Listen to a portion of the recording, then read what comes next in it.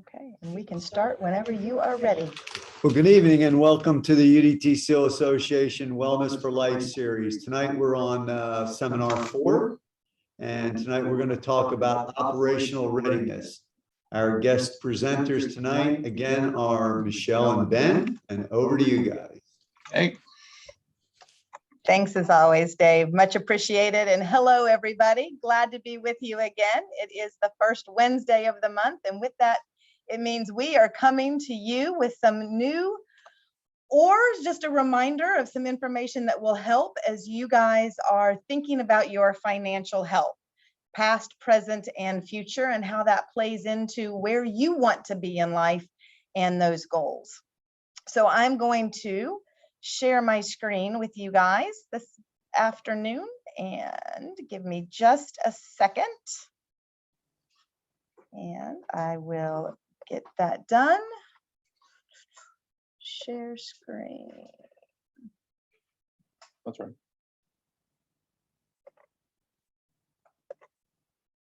And that's the screen I want. And it says share. Okay, so you guys should be seeing the Wellness for Life seminar series, Operation Readiness. Let's talk credit. Thumbs up? Yeah. Perfect. Okay, so guys, for those that are joining us for the first time, as well as for those that you are either with us right now or you'll be watching this at another time, but you've been with us before, just wanted to say hello again. I am Michelle Crumley with Caliber Home Loans, and what brings me here and my passion is really my ties to this community. As a 30-year Navy veteran SEAL spouse now, my husband's been retired now about 12 years this year. It has been really the cornerstone of what got me into this mortgage world that we're in, and the ability to help educate our families that are out there. It was our third house that we were buying, and I still was trying to figure out how I got there, what I was signing, why I had to refinance to purchase using our VA loan, just a lot of these ins and outs. And it became a passion of mine to help those that followed in my footsteps not have those same questions. And I'm, again, wonderfully have my cohort in crime, Ben, with me today. So Ben, a reminder as to who you are. Yeah, appreciate it. So ex-Air Force guy, that's what brought me out here to Virginia originally. I was a weapons loader on F-15s. But the thing about all of that job was that I loved was working with a small team within a large organization, which is what drew me to Caliber originally, was just having a wonderful team to work with here locally within a large national organization. We service every state in the union. So I've been a loan officer for now, I'm hitting 20 here really soon. So it's You're on my coattails, buddy. Right around the corner. And I'm glad we're talking about credit tonight. This is something that I'm pretty passionate about, know a lot about, and probably the one topic that folks seem to need the most guidance on. And I think has more myths about how to keep and get a good credit score and behavior to employ to set yourself up for success financially, to reap the rewards of the best interest rates possible when you are financing products. So absolutely. We field lots of questions when it comes to this, and that leads into thinking about credit, right? When you think about this, the earlier you start understanding and working your behaviors to really create that outcome you're looking for, the better, because the decisions you made yesterday absolutely will impact what you're able to do in those opportunities that are forthcoming tomorrow. So when you think about that, you know, one of the things I know we've had lots of conversations about it with our clients is that when you think about what car you drive, do you go and buy that new car off the lot? Do you go and buy that truck that's all jacked up, got all the bells and whistles, $60,000, $70,000, $80,000, you got an $800 a month credit monthly payment. right. You got, in essence, in some cases, a house payment sitting in your driveway. Yeah. Or you have gone a little cuckoo on your credit cards and maybe you've not paid a couple of them. Those decisions absolutely impact what you can do in the future, and not just when it comes to mortgage financing, Right. right? Oh, yeah, everything. Your credit has impacts on your employment, on what rate you pay on your homeowner's insurance, on your car insurance, on everything that is out there. You've got that rating that follows along with you. Yeah, if you're going into a security clearance job when you get out, they're looking.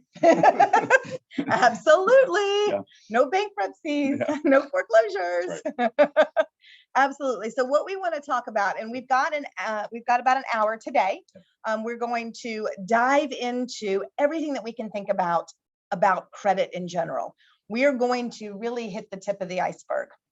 But with that, we want to start conversations. So if you have questions, pop them in. After this, if you're watching this later, if you've got questions, reach out to us. Yeah. We are here to help demystify not just lending, but when it comes to everything financial, especially with the discussion of credit. So we're going to talk about, what are we going to talk about tonight, Ben? Well, it's right here, but is credit good or bad? Yep.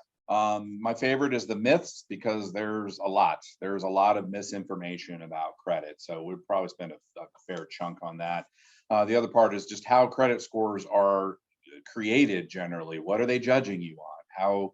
How do you change one piece of that pie to better impact things? Some things you're going to have control of, some things it's just going to be on the clock. How long have you had an account, for example?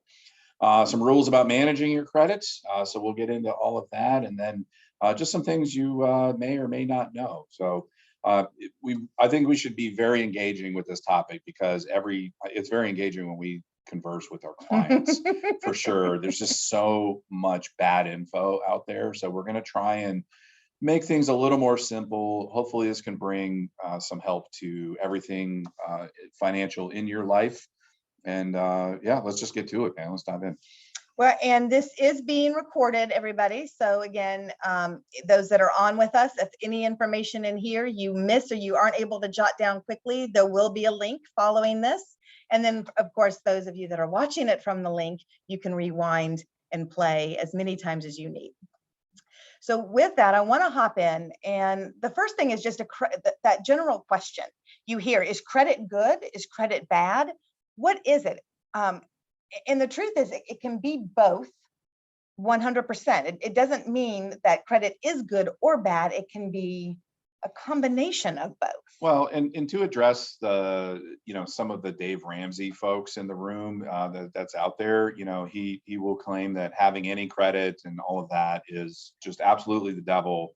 The devil's in the details. That's really, if you get into over your head with credit, are you managing it as a tool or not? And I think he seems to think of people incapable of being able to manage their credit. So we have had situations where people come to us to get a mortgage that subscribe to all of those things, and it's a generally beautiful picture. They have a good job, they have savings, they have income, everything else is perfect, but they may not even have a credit score. So we have to fall back to alternative means to have an idea of their ability to repay that. And frankly, it's not as favorable as just having a good credit score. And that's pretty easy to manage without abusing credit. So, yeah. And I think what that equates to is the belief that credit and debt are the same thing. And they are not, right? Yep. Debt is the amount that you owe others that you haven't paid. Yep. That you owe monthly payments to, that reoccurring cost. And is that good or bad? It becomes an issue if you're using credit to go into debt because you can't afford what it is that you're doing, right? Credit just means that companies have extended the ability for you to buy now, pay later. Yep. The debt is, I'm paying later because I don't have the money now and I'm not sure I'm going to have it, right? Yep. So you need credit to have that history that we'll talk about, to be able to show that you can manage your finances, right? That you've got a good pay history, that you've borrowed money from others and paid on time. It's the debt component. There's bad debt and good debt. There's debt that is delinquent. There's debt that's up to date. So they are not the same thing, but they do go hand in hand. Yeah. Yeah. It's of the credit you have, what are you utilizing to you? We'll get more into that a little bit. So, And so tell me about credit reports. Yep. And the importance of the credit reports. So credit reports is really the collection of data of every account over time that you have taken out in your name, and what that account looked like, whether things were paid on time, the information that's gathered on any given trade line, which is that account, is things like when it was opened, how long it's been open, whether there has been any late activity on that is reported in blocks of 30 days, 60 days, 90 days plus, and it will give basically a date of when those lates occurred, and then it will show the high credit limit available. So let's just say it was a credit card with a $10,000 limit, what the current balance is right now, and then how much the minimum monthly payment is on that account, as well as trend analysis that we can see, where we can see if every month you were making less on your payments towards something. Maybe you were paying down heavily on a given account, and now something's happened where you're scaling back and you're paying a little bit less each month as time goes on, or maybe if you've missed a payment, things like that. So it's really just an accounting of every trade line that you've opened, what's going on with that. Also within the credit report is going to be a listing of all of the phone numbers and addresses of the companies that have extended this credit to you. So if you find something that you don't recognize on there, then you can utilize that to start digging deeper into getting more information about this. And then there's usually breakdowns of how much of different types of debt you have that'll group it together. Here's the amount of all of your student loans. Here's the amount of revolving debt. Here's the amount of installment debt, like car loans and stuff like that. Mortgage is its own separate category. Okay. And yeah, there's all that. And then scores is the other thing. Yep. And as we're talking about the reports, right? So really, when you look at this report, it is a history of you. Yeah. And it's actually, when people think, okay, well, it's just going to show my one credit card I have. And then you're like, all of a sudden you pull up the report and I'm talking about their phone numbers, their previous addresses, everybody that's pulled their credit in the last 2 years. We're talking about AKAs, right? Any way that their name has been misspelled or that anyone else has been using their credit, right? Right. Their social security number, their address attaches to their name. So it is your history. Late payments, collections you may not know that are out there. So it contains everything that has happened from a any debt transactions, any credit transactions that you've had or that you haven't paid on. And again, that credit report, like we mentioned earlier, is also used for things such as your security clearances, things such as what is your rate going to be on your insurance policies, all of these different things, whether you can get cable TV, right? They pull your credit when you turn the water on at a residence. They'll decide if you need to make a deposit for your power bill, yeah. It gets costly when it's not managed properly.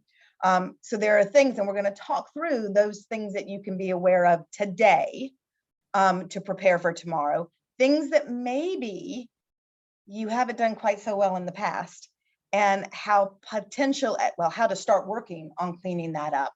Because it is a lot easier to start with great credit and keep it great than it is to throw something out the window and hope that you'll get around to fixing it someday, right? There's a process, but I'll put it this way. It takes just as much effort to get a score in the 400s as it does to get a score into the 800s. you have to actively be awful. So we can get into some of that here. So there's a place to get a copy of your credit report, guys, and that is there on the screen. Annualcreditreport.com is a free place for you to go to get a copy of the data on your credit report, everything that is there and being reported, all of that. Now, various companies will organize their credit reports in different ways. Some of them are really wordy and put like one trade line per page, and you pull a credit report and there's 85 pages of info to go through. Sometimes they're a little more consolidated, like ours that we use, where it'll show the information from all three bureaus for each trade line in one grouping line, which makes looking through things much easier. Tends to be organized usually by the highest amount of debt that you have actively out first, and then lists down from there. So it's usually mortgage, car, credit card, student loans, perhaps. Yep. You know, it'll build it down from there with that. So you really should at least look at this annually.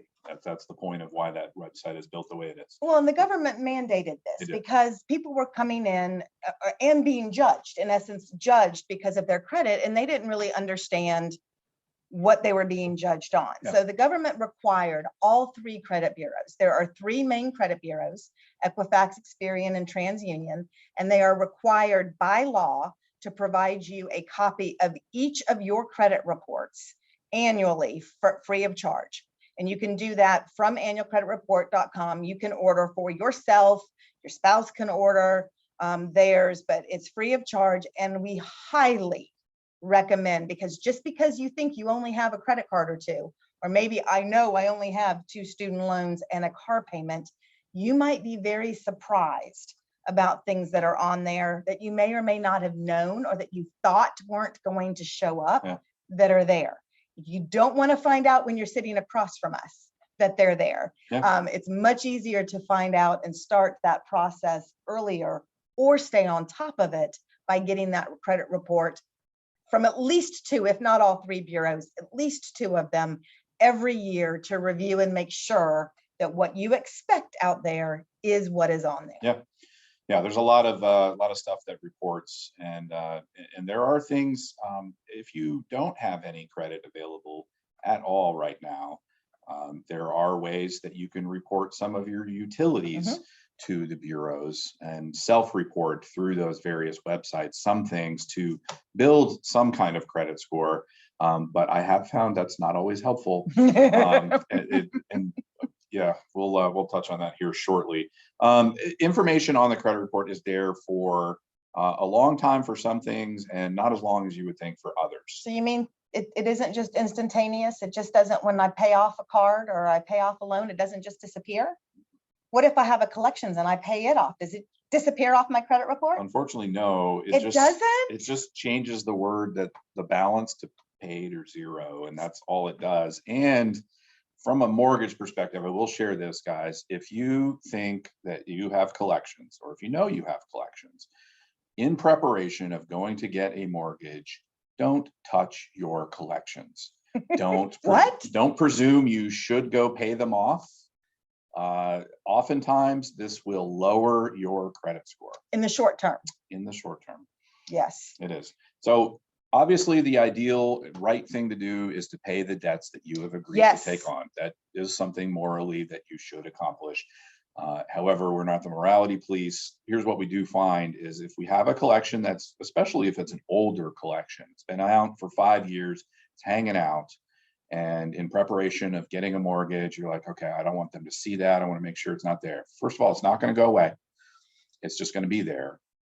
Paying it off, you're going to bring the date of last activity on that account.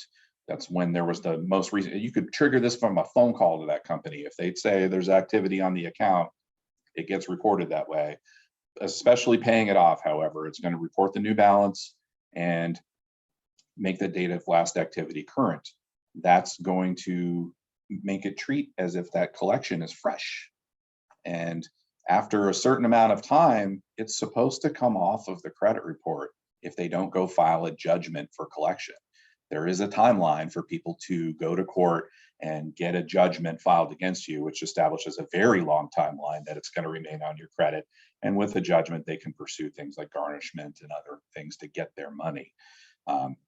So, yeah. So what I'm hearing with that, Ben, so if you've pulled your credit report and you've got a old collections, not something that happened last week, last month, but something that happened 3, 4, 5 years ago, and it clearly shows it's that old, and it's not currently showing that it's every month, they're not updating that information. if I see that, and I know I'm coming in to see you, what I'm hearing is before I do anything, I need to talk to you. Talk to us. Yeah, consult with us. Let us look at it. Let us see. We'll Because tell you. if I do something that could trigger that creditor from thinking that this is something that was dead and old to I'm still got a pulse and they still might get money from me, they pull that forward on the credit report, which starts that clock ticking again. Resets the clock another 7 years. And Yep. because then it's considered current, it weighs heavier on the credit than it did when it was older. Yeah. Is that what I'm the- hearing? The older it is, the less impact it has to your score. Okay, It just says that, okay, that company didn't see fit to pursue judgment.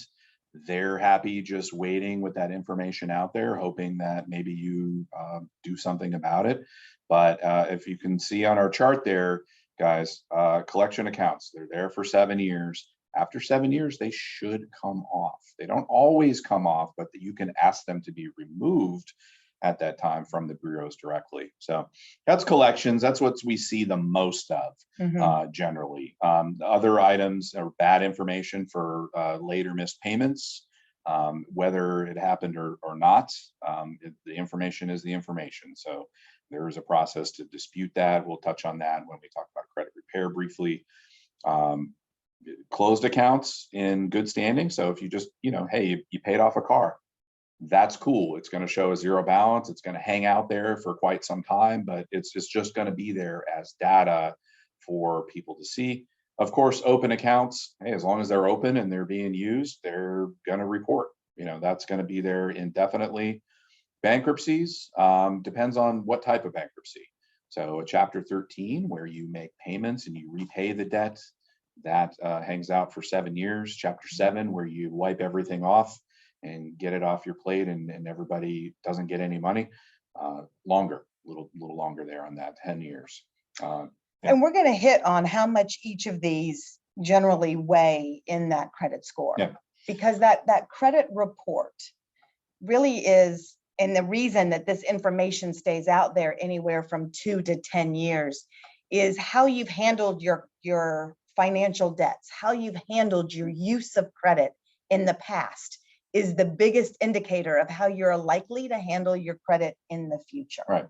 Yeah, it's about a trend, guys. If we can see that you've got older accounts and you've had them a while and you have this long history of making payments on time, like that is hugely favorable. If suddenly you're late and then you're more late and then you're paying less and less and less, and then it just goes unpaid perhaps and does fall to collections, and then you open up some other account before somebody decides your credit score is too low to even grant you further credit. That's what I mean by it takes work to get into the 400s. It's actively opening credit and not paying anybody. So it does happen. So one of the things being, if your credit, because it is this history, right? And again, the most recent 2 years is going to be the most critical on that credit report, on the things that are out there. How have you made on-time payments? Have you had any collections? Your use, have you maxed out cards, or you're over your limit? Your bankruptcies, those are going to be a little bit longer than 2 years, right? But the most recent 2 years are the things that weigh the heaviest. There might have been a blip 4 or 5 years ago. Things happen. You might have had a blip a year ago, but it was great leading up to that. There was this one situation that occurred. There was this 2 or 3 month time frame when things went a little sideways, but it was immediately brought back current. Yeah.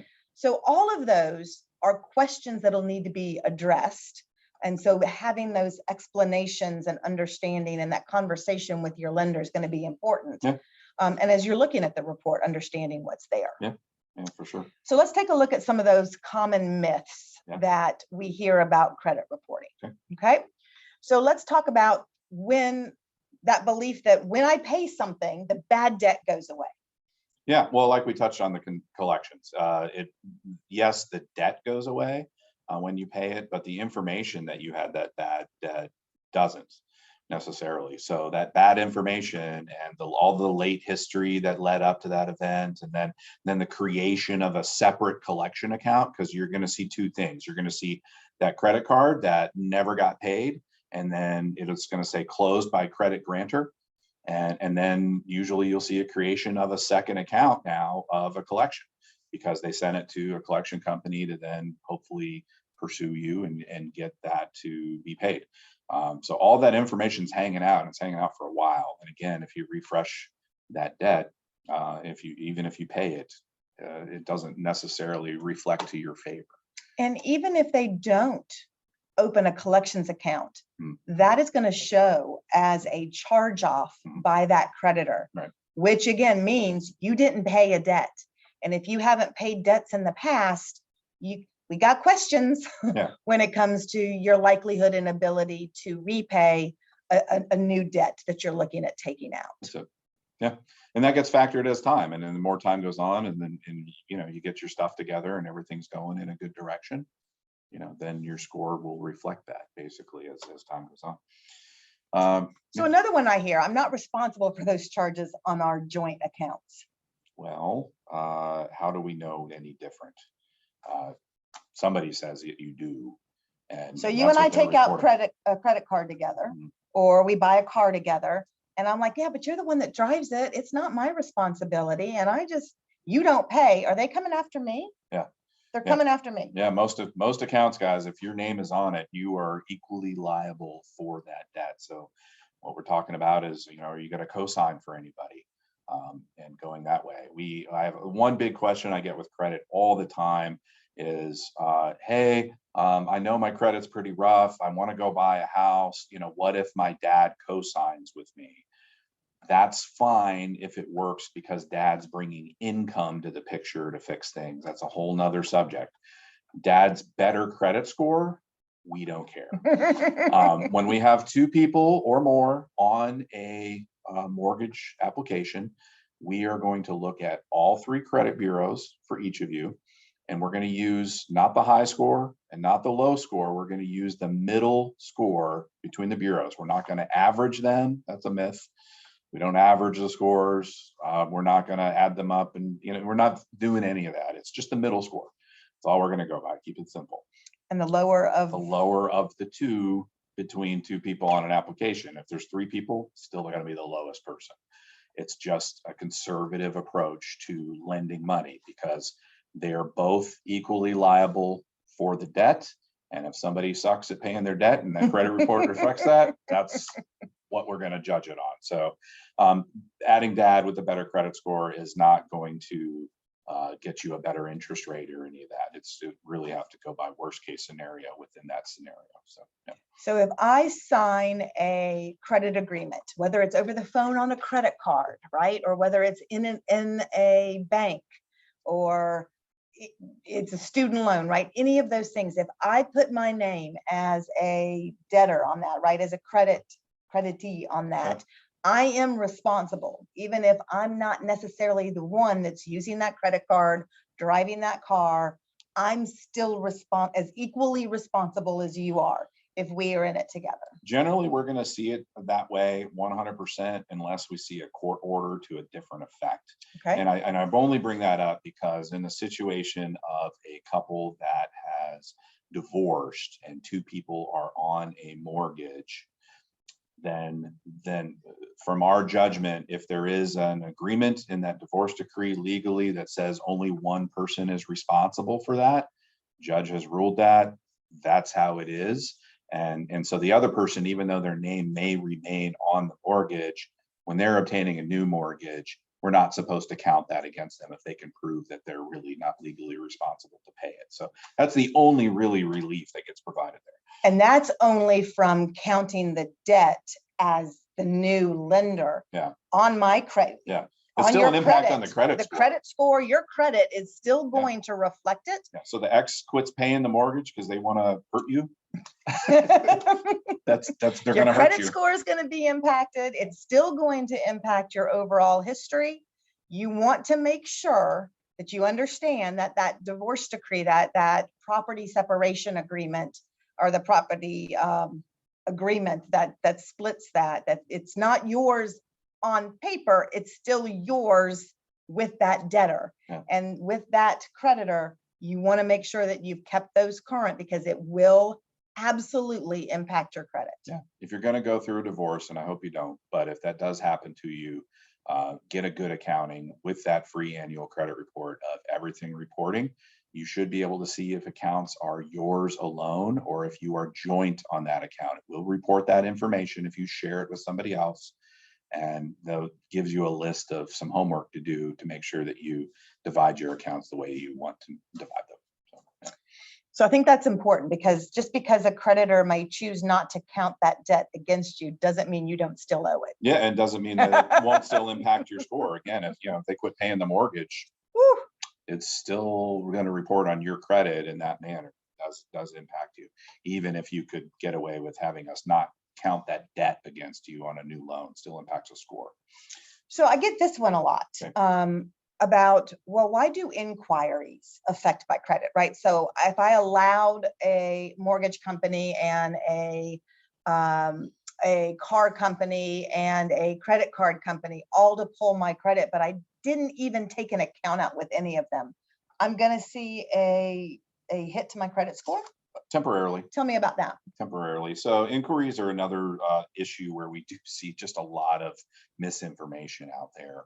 And I did talk to a credit repair expert today to see if there's any latest and greatest information about this in the marketplace. And there's no one simple answer for how this gets treated.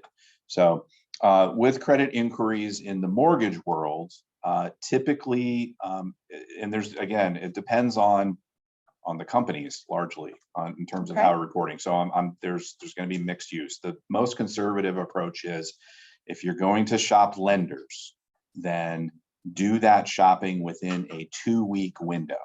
Okay. So meaning if I'm looking for a mortgage and I want to talk to 2, 3, maybe 4 companies, I need to do that within a 2-week window. In a short period of time. Okay. And here's why, because if you do that, then each of those credit inquiries, it's going to hold off making any impact to your score, so that in all fairness, those lenders will see the same information. If we all pulled on the same day, we should all see the same scores, the same information, period. Now, if new information reports tomorrow from an account that you didn't pay, lender one, isn't going to see that if you had it pulled on a second day.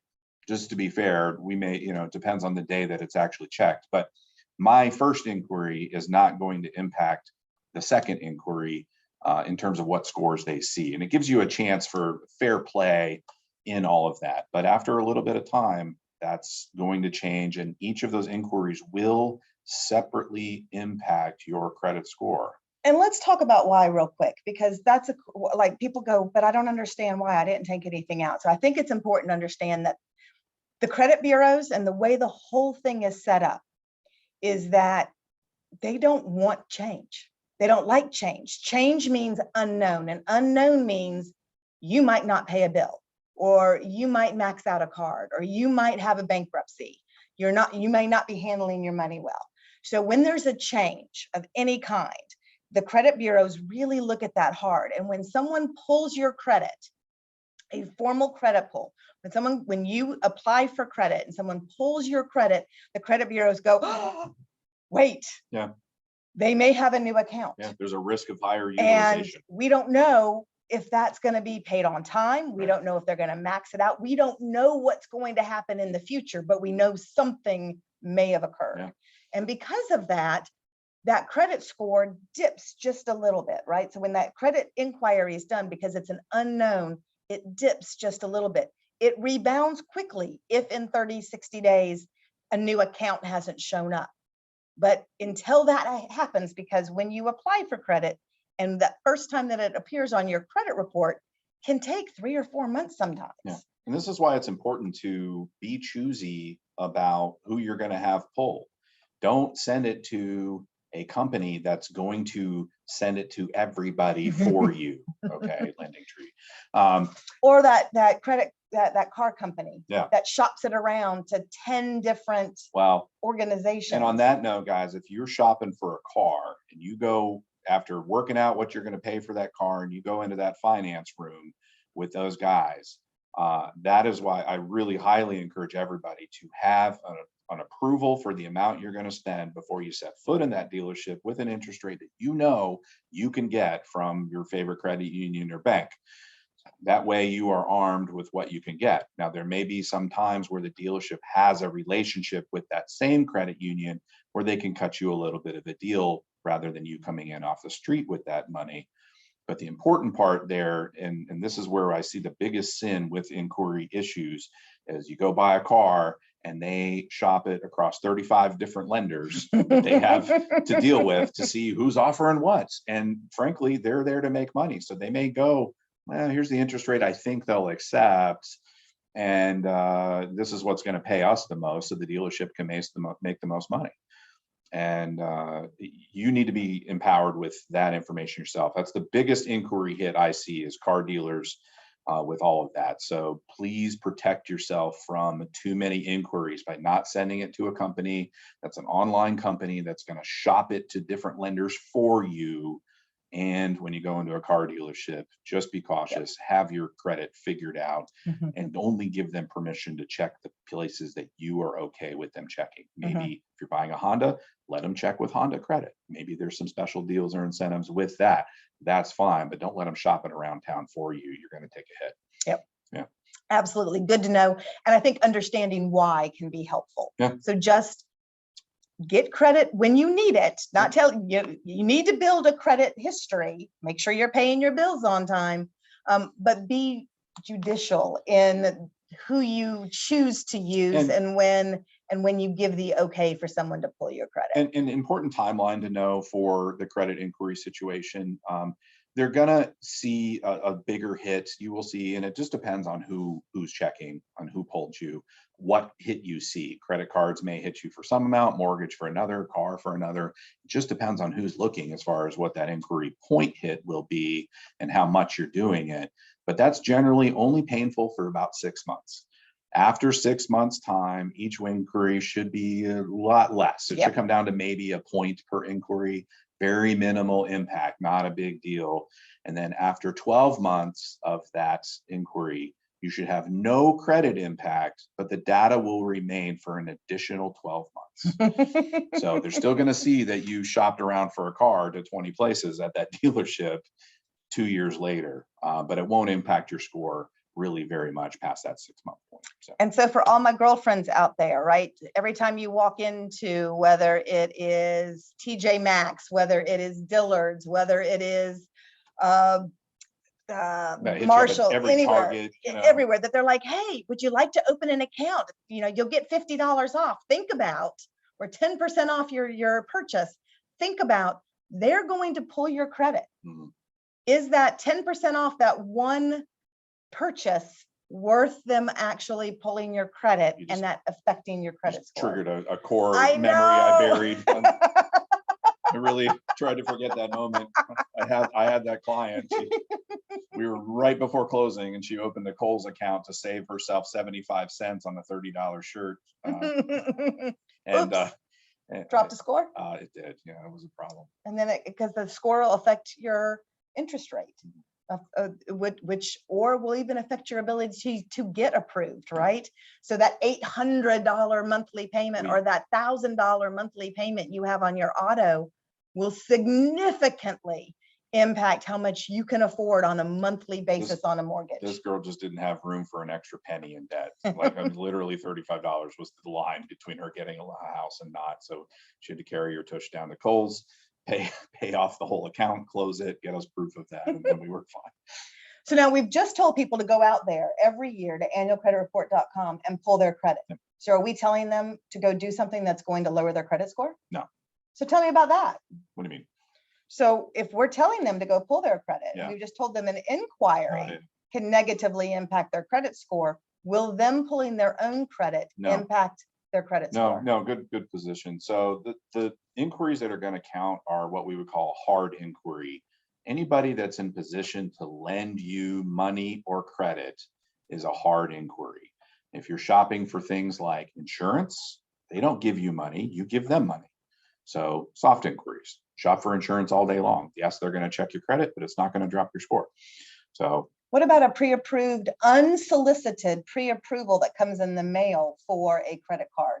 Have they done a hard pull? No, they've done a soft inquiry. They probably just paid the Bureau a bunch of money to say, give me, 200,000 people that have this range of credit score. And presuming that's still true, when we do have our hard inquiry to give you that actual credit card, when you actually apply, then they will rejudge that. So sometimes people maybe got grouped into a lump of, hey, we'll take anybody over a 600, but we're offering you a 5% rate on this credit card, and then you actually apply for that credit card and you're at 22% because you're in the 600s for your score versus the 800 that was at that top tier. So the difference being, I apply for credit, I give the okay for someone to pull my credit. That's a a true hard pull Yep. credit inquiry that's going to affect my credit. If they're in position to give you credit. But if it's just the random pre-approval that comes in the mail, I've not talked to anybody, that is not something that is going to negatively impact my credit. Correct. And we'll drop this in the chat, guys. If you're tired of that kind of stuff coming your way, you can go to optoutprescreen.com, not .org, optoutprescreen.com. You can enter your data in there. This is also a service like the annualcreditreport.com, where you can get your information pulled from those sorts of things. It will cut down on your junk mail. It will cut down on a lot of garbage coming your way. You can set that for a certain amount of time. I want to say it's like a 5-year initial thing. You may have to redo it later, kind of like the do not call list, do not call.gov. So, yeah.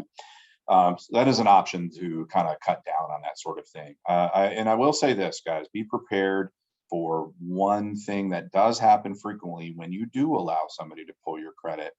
The credit bureaus are going to sell that information to people who are paying to know that you are shopping for a particular product. Yep. So when I pull credit for my clients, if they don't have the opt-out pre-screen set up, they're going to hear from somebody in a call center that's going to call and try and convince them that they have the better mortgage. Yep. And they'll get a couple of those. They'll get them in the mail. They'll get phone calls. All of a sudden, it's like everybody is calling or reaching out to say, hey, thought you might be interested in a mortgage these days. Would love to talk to you. So just knowing that that occurs, that it's not that the lender sold your information. It's the credit bureaus that sold the information. Yeah, it's an unfortunate piece there, but that's how they make their money. So don't feed that system. I think it's important to get out of that game if you can, but be ready for it if it comes your way. Optoutprescreen.com. And it has there's some lenders out there, they'll think they'll spare you that if they don't have the phone number put into our system when we pull credit or your email. Guys, they have all the data already. They know what your phone number is and what your email is. It's been on every application for every credit card or any account that you've opened. That's in the bureau. They have that data. So they don't need, it's no big deal if we put it in there or not. They're going to call you anyway. So I want to talk about credit scores. Sure. Because now we've talked about how what you do, right? The actual decisions that you make to pay, to not pay, to open an account, to let it go to collections, to file bankruptcy, how all of that shows up on your credit report. Right. So tell me about the credit score. Is there just this one score that you were given and that's it forever? I wish it was that simple. I really do. No, there's like 54 different credit algorithms in the world. There's a lot. It depends on who's looking, guys, because they're going to judge your credit differently. And that's why there's different algorithms out there. And who's for setting the scores. the algorithms are set by the credit bureaus and they lock them away so that we really don't even know specifically. You don't know the secret sauce. Exactly. Yeah.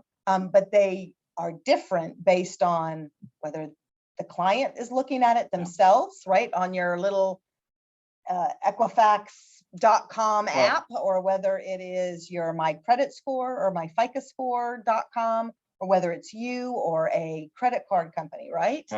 Yeah, and we're going to see, again, to the different score question, it depends on the model. So a lot of big push is going for the Vantage scoring model, which is what Credit Karma uses. That's the biggest one we see, Credit Sesame, all these other types of companies. It's also a frequent score that's used when your bank offers you a view to your credit score and gives you engagement to that. Why do they do that? Because it sells engagement with their app. It gets you involved with the banking relationship. That's why they offer up that data.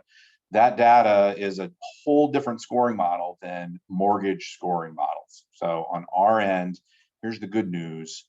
All mortgage lenders right now use the same credit scoring models. And that is FICO, right?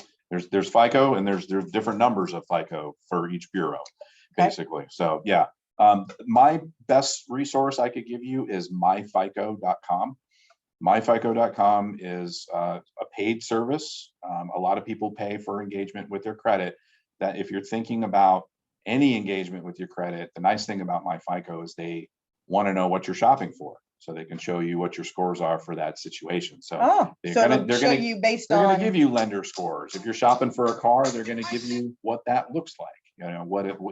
Because a car company is going to care about your car history more than anything. How have you paid your vehicles? Did you have a repossession? Stuff like that. Mortgage scoring may just give a more of a general overview on that and include it in the whole picture rather than being narrowly focused on that. That's why, of course, we would care more about a foreclosure, for example. It's a big deal. You didn't pay off $200,000 mortgage. That's probably pertinent for us to know before I give you another $200,000. so the credit score really is a statistical expression, a mathematical equation of all those details that are in the credit report. So it's not this magical one size fits all. Right. It's really taking all of that information, and then based on what you're doing, the credit bureau is providing a score based on your history. And we get a question a lot of why are there different scores? If they all have different lender scores, well, why is there different stuff? It's because not all creditors report to all three bureaus. So sometimes we'll see two bureaus that are the same or very, very close in score because they have the same data, but there may be some weird account that you have that only reports to one of the bureaus. That bureau can be very different in score than the others because maybe that account is reporting a whole lot differently. So I have seen 100-point difference top to bottom all day. And same thing for talking about the different models. If you have if I have somebody that comes to me and they say that they have a Credit Karma and they think it's okay and they're at a 650, I'm here to tell you I've seen 110 points difference and they're a 520. It's just, it can be significant. It can be a big difference with the model. So let's talk about what credit scores are comprised of. Okay, because this is the kind of somewhat of the secret sauce, right? Yeah. So how much are these things gonna weigh?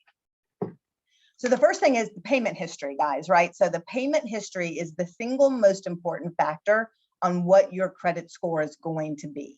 It makes up 35% of that FICO score.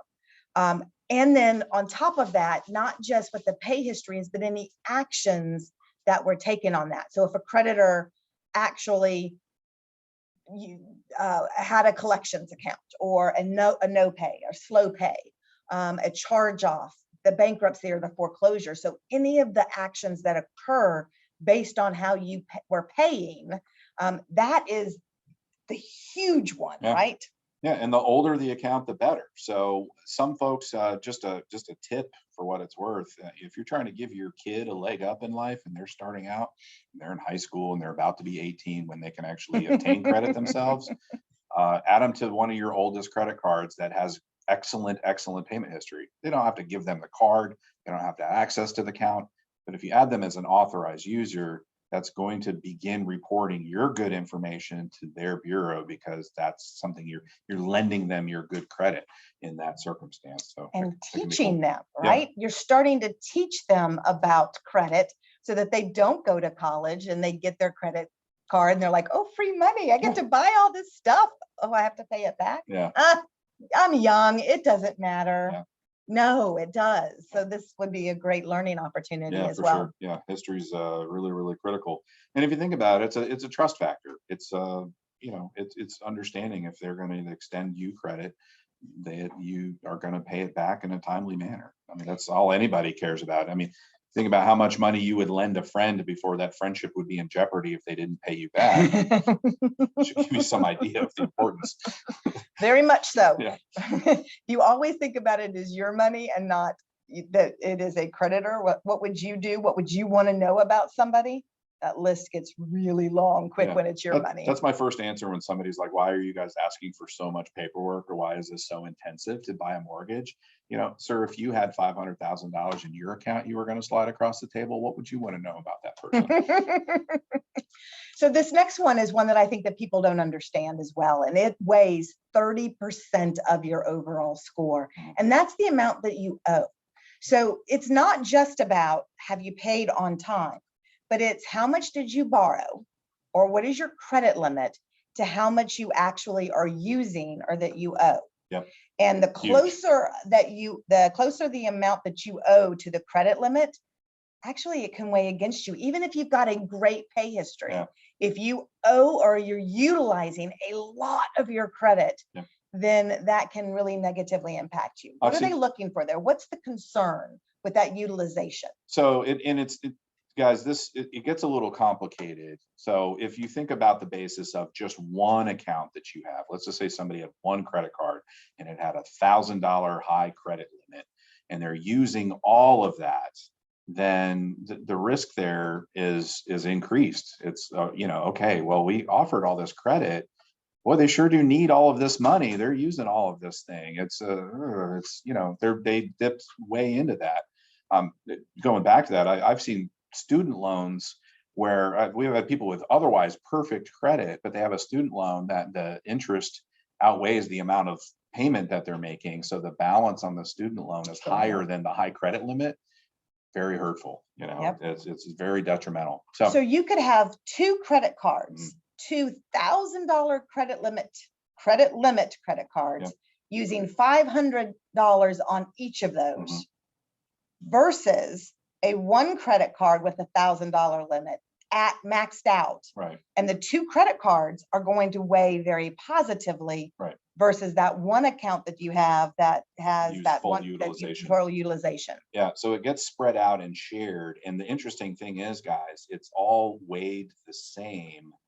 So I could have a $10,000 credit limit on one card and a $1,000 credit limit on another card, and be using 50% of the high credit card. The So 10,000. 10,000. I could be using 5,000 of that on that one, and then using $600 of the $1,000 limit. That $600 is going to hurt me more than the 5,000 of the other because of the percentage. The ratio of how much you're using versus how much you have access to. So we want you to have credit. We just don't want you to use much. That's right. And if you're in position, guys, when you get those questions from credit bureaus or credit providers, your credit cards, hey, what's your income this year? Oh, you made more. Would you like more credit? We want to increase your limit. Go ahead, unless you have a problem with managing your credit. Don't do that. If you have a problem with it, don't do it. But if I'll put it this way, if you had a full utilization of that $1,000 credit card, you owe $1,000 on it, you're using the whole thing, and they offer to you to open it up to $2,000. Now you're at a 50% utilization and you haven't spent an extra dollar.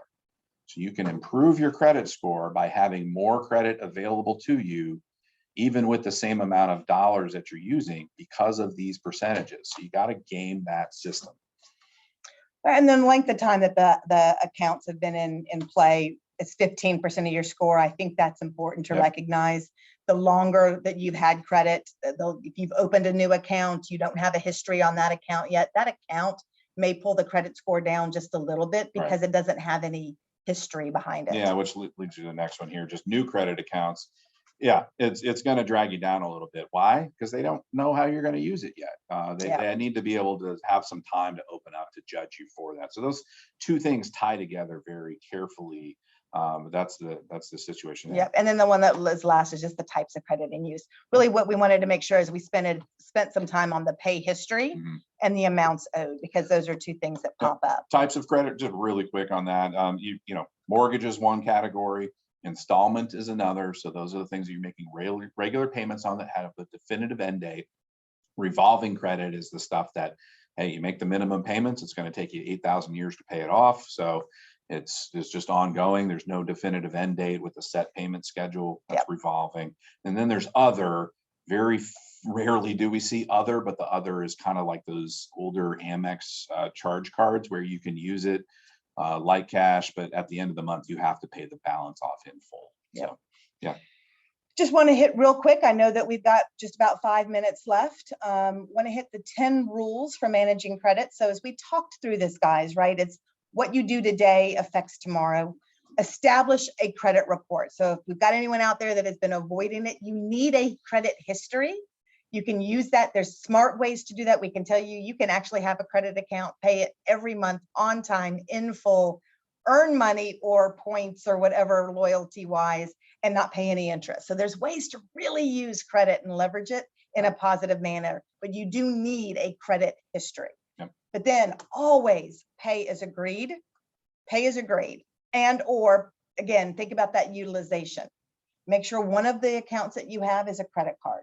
Keep it open and use it. Use it once a month minimum. Use it once a month. Fill your car anymore might be like Yep. $1,000 out there, as expensive as it is. Right. But use it once a month, pay it off in full each month when the bill comes in. So you're not paying any interest, Yep. but you are continuing to establish that pay history. And having some utilization, this is one other tip, guys, if you are getting prepared, paying at the time in preparation to raise your score, pay down. A lot of times we'll see a better score increase paying down to a very tiny balance. Leave $10 on that account instead of zero. It's a utilization. Zero utilization is not good.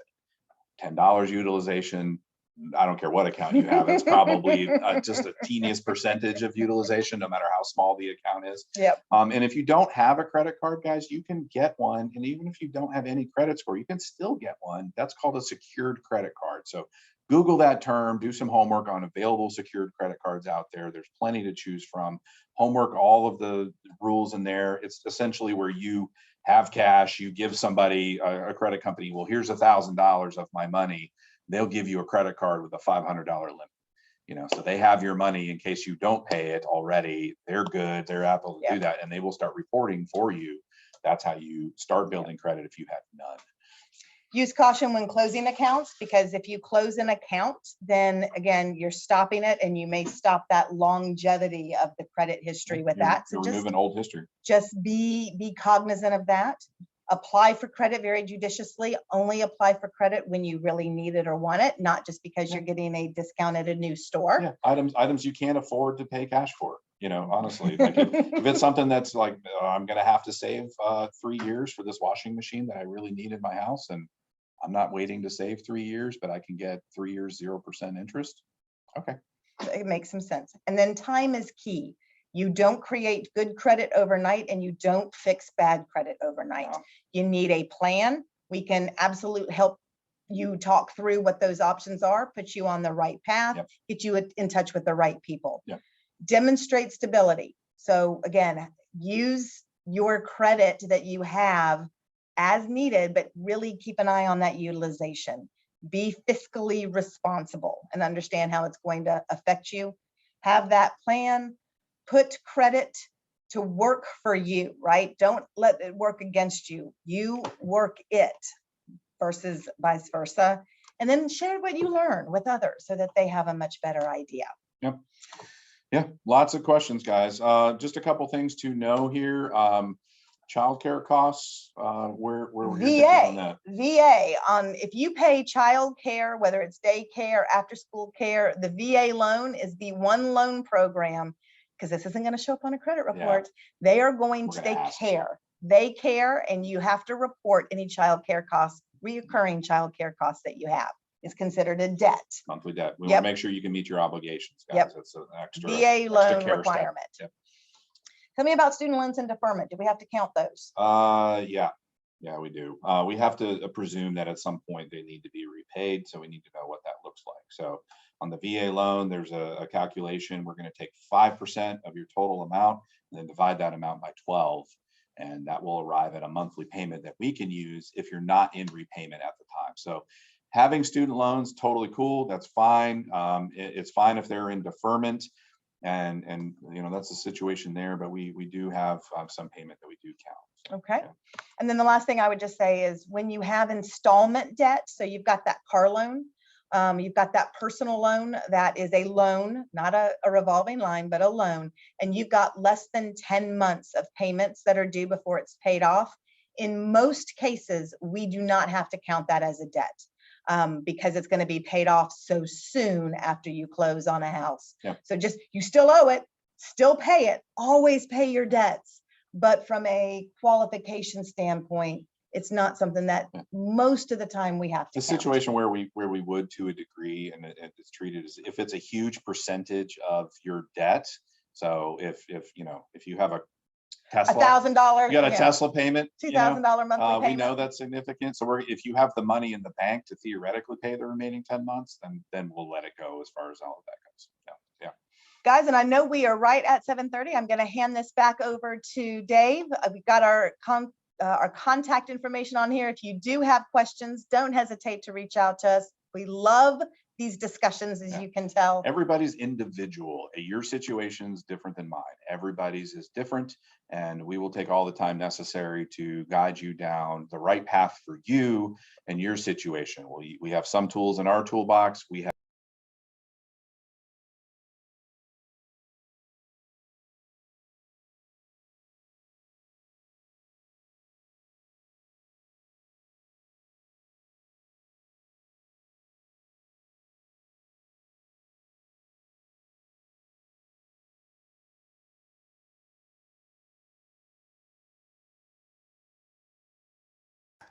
You're right. I did mute.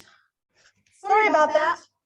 So yes, say that one more time. well, I was just going to say sailors, you know, and everybody else, you know, talk if you're a senior in leadership, you've got some experience with credit, you're further along in life, talk to your younger enlisted folks about all of the things that you've learned along this time. You know, help them out, point them in the right direction, pass along this wisdom, because that education isn't happening a lot.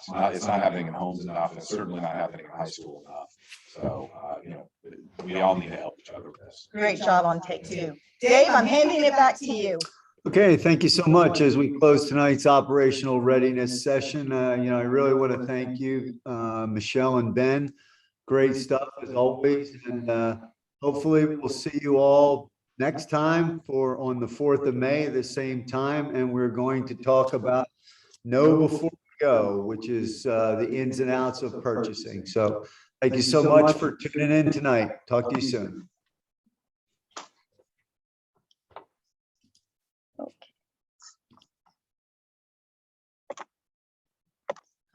Running.